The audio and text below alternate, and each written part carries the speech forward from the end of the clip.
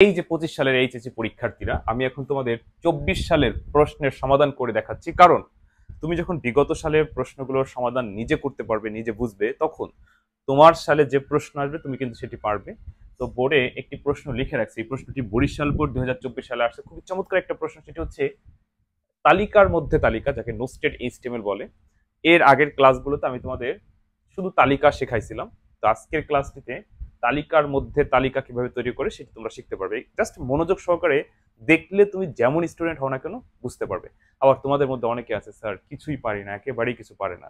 আসলেই পারে না, কারণ ফাঁকি দিতে দিতে এই পর্যন্ত আসছে, কিন্তু এখন পরীক্ষা চলে আসছে, এখন আর ঘুম নাই।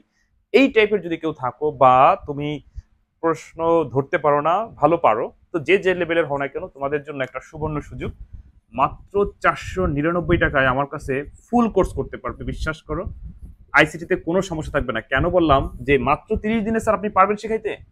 স্যার হাতে তো সময় আছে 30 দিন। 30 দিন লাগবেও না, কারণ ভর্তি হওয়ার সঙ্গে সঙ্গে তোমাকে আমি 20 মিনিটের 35টা ক্লাস দেবো, এটা পুরো বই শেষ।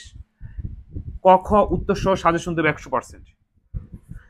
আইসিটি পরীক্ষার আগ পর্যন্ত, একদম সকাল পর্যন্ত লাইভ এমসিকিউ সিকিউ প্র্যাকটিস করাবো আমি।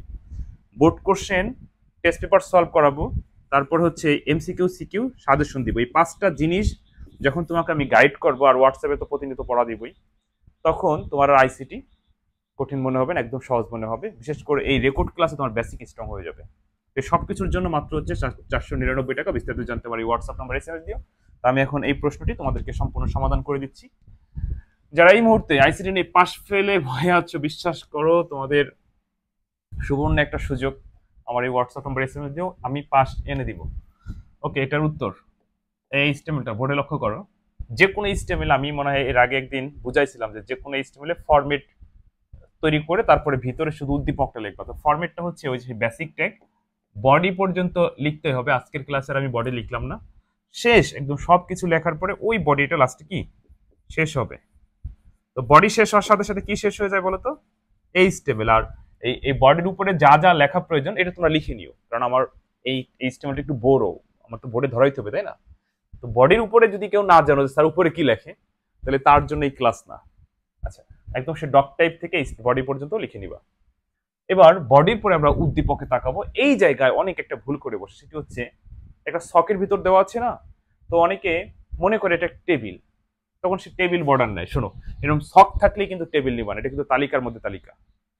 কারণ কেন বললাম টেবিল? তুমি বলতো স্যার এটা তো টেবিলের ভিতরে আছে, আপনি কেন টেবিল নিতে নিষেধ করতেছেন?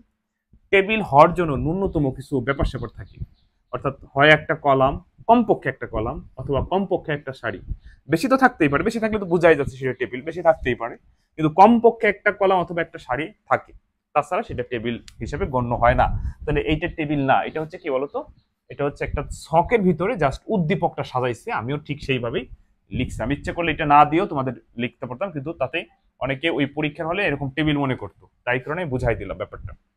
বডির পরে এবার আমরা উদ্দীপকে লক্ষ্য করবো। আমরা দেখতে পাচ্ছি বাংলাদেশ ক্রিকেট টিম আর বাংলাদেশ ফুটবল টিম, এটা হলো 1-2 তালিকা আকারে আছে, তালিকার মধ্যে তালিকা।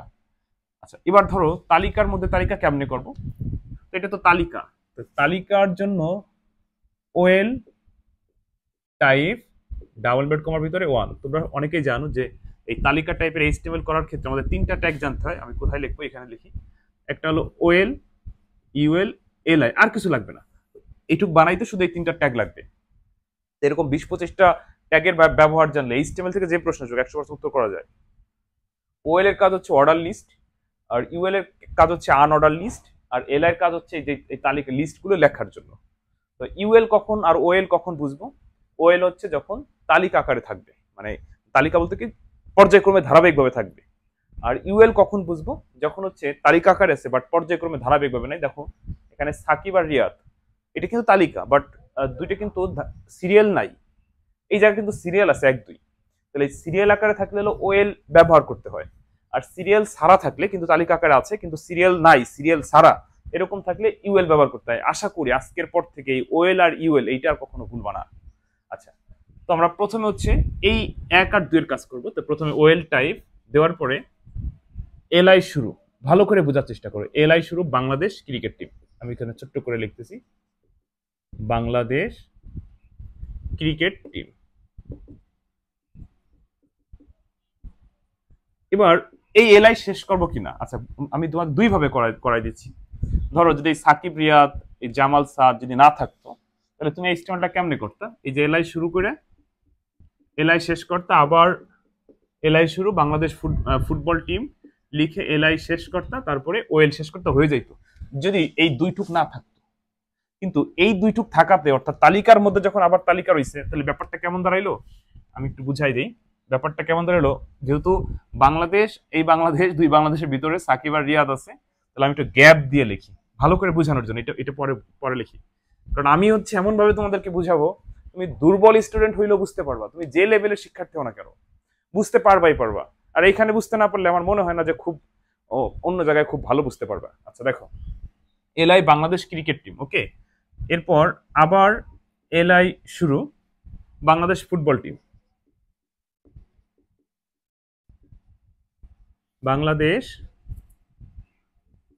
ফুটবল টিম, ঠিক যা আছে এরকম তুমি দেখে রেখে লিখবা, ফুটবল বাংলাদেশ ফুটবল টিম। ওই যে এলআই শুরু হয়েছিল, এই এলআই তো শেষ করবো, কিন্তু বোঝানোর জন্য আর কি, তোমাদের বোঝানোর জন্য আমি কিন্তু এইসবের কাজ না করে এই দুইটাকে করলাম। যদি আবারও বলি সাকিব রিয়াদ জামাল সাদ না থাকতো, আমাদের কিন্তু অঙ্ক হয়ে গেছে, ওই ওয়েল শেষ করে দিতাম এখানে, এখানে ওই ওয়েল শেষ করে দিতাম। কিন্তু এই ভিতরে ভিতরে কিছু থাকার জন্য আমি গ্যাপ দিয়ে রাখছি বোঝানোর সুবিধার্থে। এবার ধরো এইটুকের কাজ করবো। এবার আমি যদি তোমাকে প্রশ্ন করি যে ধরো কিচ্ছু নাই, যা শুধু সাকিব আর রিয়াদ উদ্দীপকে আছে, এই ডিজাইনের তুমি কি করতা, সেই কাজটুকু এখানে করবা। বুঝতে পারছো? মানে কিচ্ছু নাই, সাকিব রিয়াদ এরকম আইসে বলছে এটা এইচটিএমএল করো, তাহলে কি করতা? তুমি এরকম লিখতা না, ইউএল টাইপ সমান সমান ডাবল ব্রেড কমা, ওই বিন্দু আকারে থাকলে হয় ডিক্স, ডিআইএসসি হয়ে গেল, এলআই শুরু সাকিব, এলআই শেষ, আবার এলআই শুরু রিয়াদ, এলআই শেষ। এবার ওই যে ইউএল শুরু হয়েছিল, ইউএল শেষ। যদি কোনো কিছু না থাকতো, শুধু সাকিব আর রিয়াদ থাকতো, এতটুকুই তো করতা। আর এইটুক যদি কেউ বুঝতে না পারো, তাহলে তার জন্য সৃজনশীল না, তার জন্য হলো বেসিক, আগে আগে বেসিক। আচ্ছা হয়ে গেল। এবার আমরা যে পরে বাংলাদেশ ফুটবল টিমে চলে যাব, কিন্তু এখানে একটা কারণ রয়ে গেল। কি কারণ? প্রশ্ন হচ্ছে স্যার এই এলআই এই জায়গা শেষ করবেন, নাকি ওই এলআই, এই এলআই এইটা যাওয়ার আগে এই জায়গা শেষ করবেন, অর্থাৎ এই জায়গা শেষ করবেন। এখানে একটা প্রশ্ন তোমাদের রয়ে গেল। আচ্ছা এবার আমি তোমাদের বলি, মানে তুমি এই জায়গা শেষ না করে এইখানে শেষ করলেও হবে, আবার এই জায়গা শেষ না করে এই জায়গা শেষ করলে হবে, দুটেই সঠিক, ভুল নাই। কিন্তু বেশি যৌক্তিক হচ্ছে এই যা, যেহেতু তালিকার মধ্যে তালিকা, তাহলে পরবর্তী তালিকা যাওয়ার আগে এখানে আমরা আটকাই দেবো, এইখানে শেষ করে দেবো। হয়ে গেল, হয়ে গেল, দেখছো? আচ্ছা পরবর্তীতে আবার বাংলাদেশ ফুটবল টিম তো লিখেই রাখছি, যদি এইসব না থাকতো এখানে এলআই শেষ করে হয়ে যাইতো স্টেবল। কিন্তু বাংলাদেশ ফুটবল টিমের নিচে আবার দেখতে পাচ্ছি জামাল সাদ, তাহলে এইটার কাজ করতে হবে আবার নতুন করে। আচ্ছা এবার আমি যদি বলি যে ধরো কিচ্ছু নাই উদ্দীপকে, শুধু জামাল সাদ, রোমান সংখ্যা 1 আর 2 আছে, তুমি কি করতা? তুমি এরকম করতা, ওএল টাইপ সমান সমান ডাবল ব্রেড কমার ভিতরে যেহেতু রোমান সংখ্যা আছে, তুমি রোমান সংখ্যা কমনটা দিতা। তারপরে কি করতা, এলআই শুরু জামাল, এলআই শেষ, তারপরে আবার এলআই শুরু সাদ, এলআই শেষ। এবার এই ওএল শেষ, দেখো এই জায়গা কিন্তু ইউএল হয়েছিল সাকিব রিয়াদ, আর এখানে কিন্তু ওএল হয়েছে, তাহলে এই ওএলটা আগে শেষ।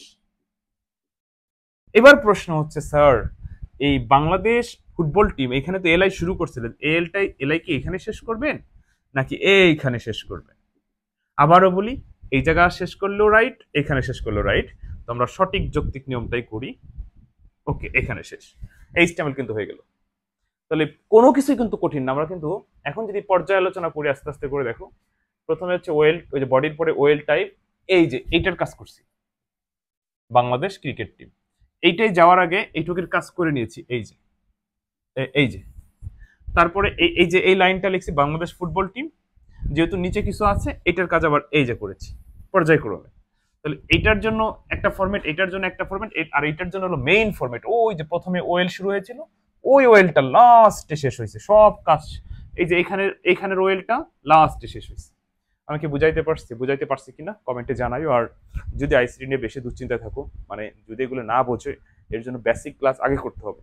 বিশ্বাস করো এই কোর্সটা সবার জন্য এত কার্যকরী, কি বলবো মানে ভাষায় প্রকাশ করতে পারতেছি না। অনেক সময় আমরা বলি যারা আমার কাছে অফলাইনে পড়তেছে তাদেরকে আমি বলি কোর্সে ভর্তি হতে, কারণ ধরো তুমি কিছু পারো না, 2 মাস পড়াইছো, মানে 2 মাস পরীক্ষার আগে আইছো, এখন আমি বললাম যে ঠিক আছে পড়া শুরু করো, তুমি 2 মাসে কি শিখবা? একদিন পর একদিন ক্লাস, 12 আর 12 24 ক্লাস, 24 ক্লাস আমি তোমার কি শিখাবো? বেসিক শিখাবো না, প্র্যাকটিস করাবো না, কি করবো? তখন আমি পরামর্শ দিই যে অফলাইনে না এসে অনলাইনে আসো, কারণ অনলাইন ওই যে বিগত ক্লাসগুলো সাজায় দিব, ওই যেগুলো তুমি ধরো 2 দিনে শিখতা সেটা শিখবা হলো 10 মিনিটে। তাহলে 2 দিন যদি 10 মিনিটের সাথে কম্পেয়ার করো, তাহলে 2 বছরের পর 1 মাসে সম্ভব। বিস্তারিত জানতে আমার এই হোয়াটসঅ্যাপ নম্বরে SMS দিয়ে। ভালো থেকো, পরবর্তী কোনো ক্লাসে তোমাদের সাথে আবার কথা হবে। আল্লাহ হাফেজ।